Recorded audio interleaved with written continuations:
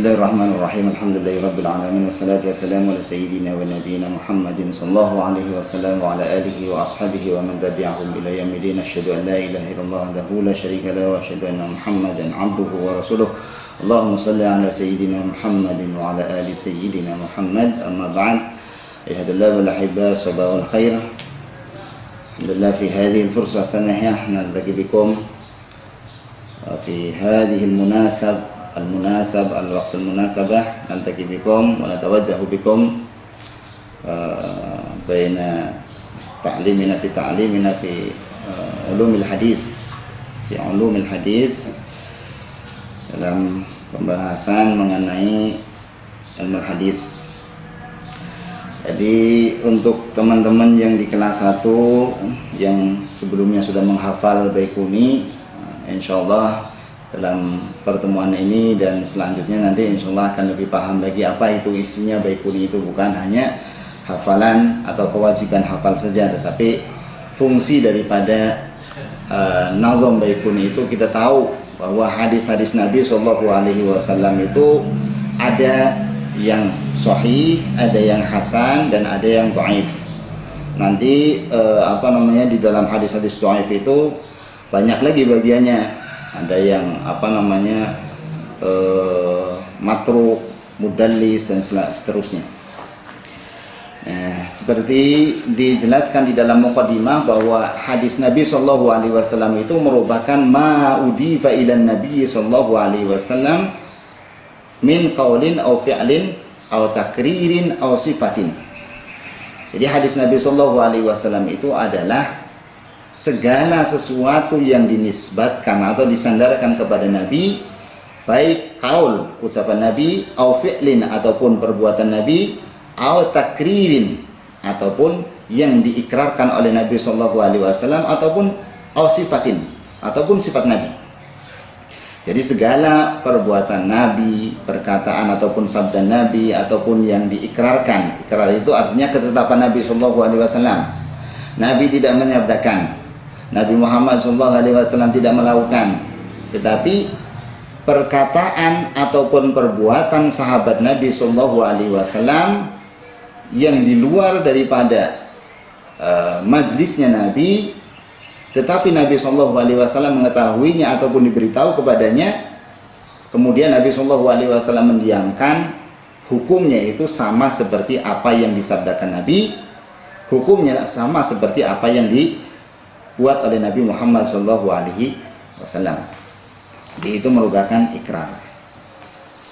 Kalau sifat Nabi SAW biasanya berkaitan dengan bukan ungkapan Nabi, tetapi sahabat menyifatkan, menggambarkan. Misal Nabi SAW cara jalannya, Nabi SAW cara berdirinya, itu sifat-sifat Nabi. Seperti di dalam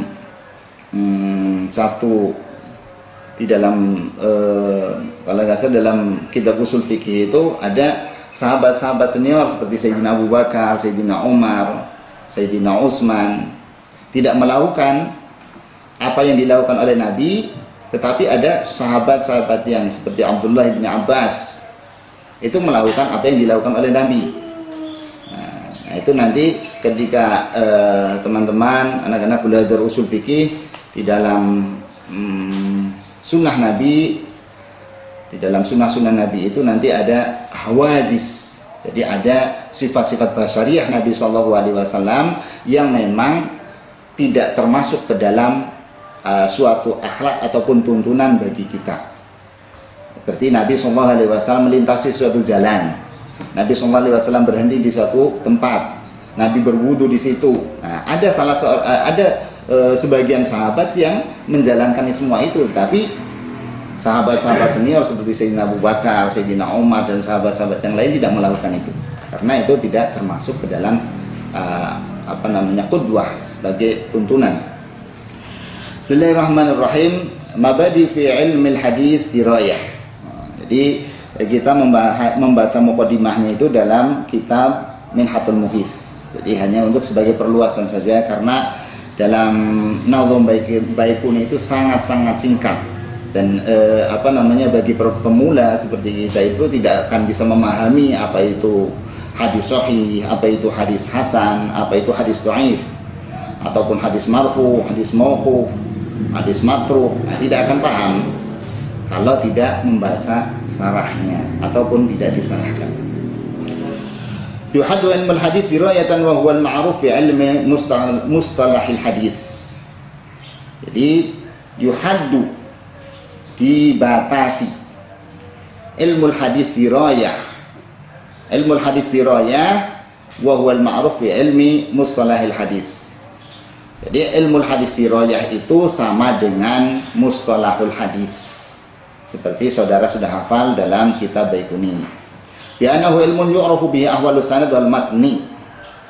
Ilmul hadis dirayah itu adalah ilmul hadis atau suatu pengetahuan yang membahas tentang ahwalus sanad, tentang keadaan sanad, wal matni, wa kaifiyatu tahammul. Yang kedua, membahas tentang kaifiyatu tahammul, bagaimana cara sahabat-sahabat Nabi Shallallahu Alaihi Wasallam itu memperoleh hadis daripada sahabat-sahabatnya, bagaimana ulama-ulama itu memperoleh hadis daripada guru-gurunya.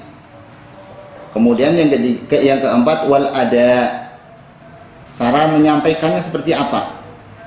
Wasifatur rijal, juga membahas tentang sifat daripada rijalul hadis ataupun perawi hadis. Nah, itu dibahas di dalam kitab hadis, di dalam ilmul hadis dirayah ataupun mustalahul hadis.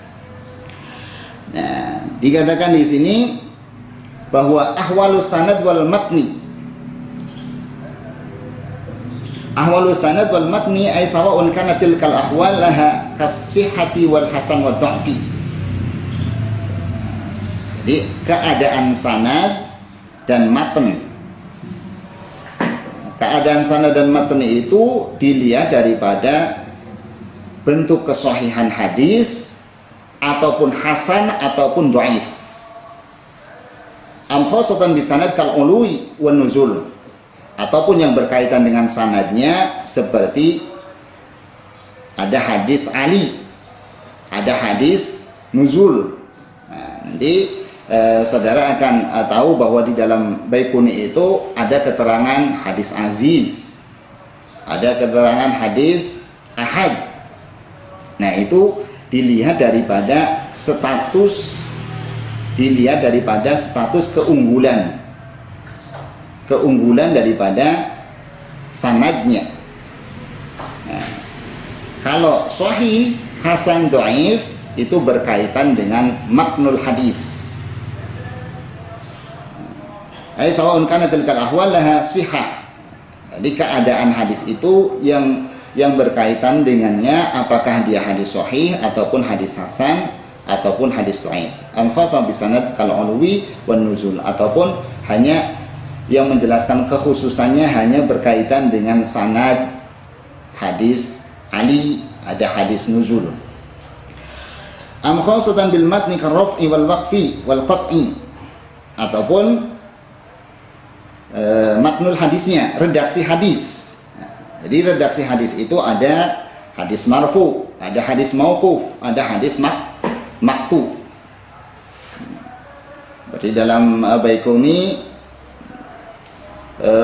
dalam nazam Baikuni apa itu yang sudah saudara hafal, wal hasa wa ma adaftahu ilal ashabi min qaulin wa fi'lin fa huwa mauqufin sufid wa huwa mauqufun sukin wa kullu ma adaftahu ilal ashabi min wa kullu ma wa ma udifa li nabiyil marfu. Nah, jadi di dalam nazamnya wa ma udifa li nabiyil marfu wa ma li tabi'in huwal maktu. Nah, itu hadis maktu. Wa ma udifa li nabiyil marfu wa ma li tabi'in huwal maktu. Nah, itu ada dua jenis hadis di situ, ada hadis marfu, ada hadis maktu. Wa kaifiyatu tahammul ay istimaul hadis wa riwayatuhu an syekh.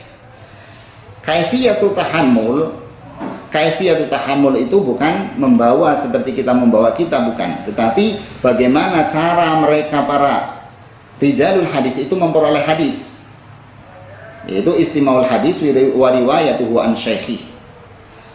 Istimaul hadis wa riwayatuhu an syaikhin atau an syaikh. Jadi mereka mendengar hadis, mereka para rijalul hadis itu atau perawi itu meriwayatkan hadis daripada gurunya.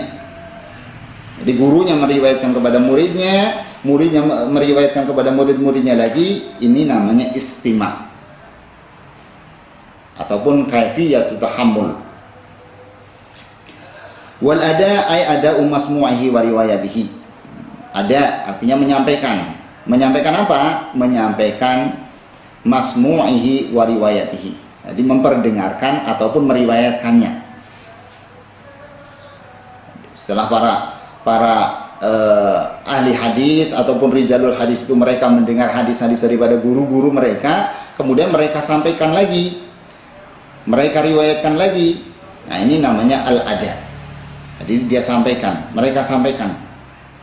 Wasifatur rijal min adalah wal fis min adalati wal fiski. Nah, sifatnya perawi hadis itu bagaimana? Ada yang adil, ada yang fasik.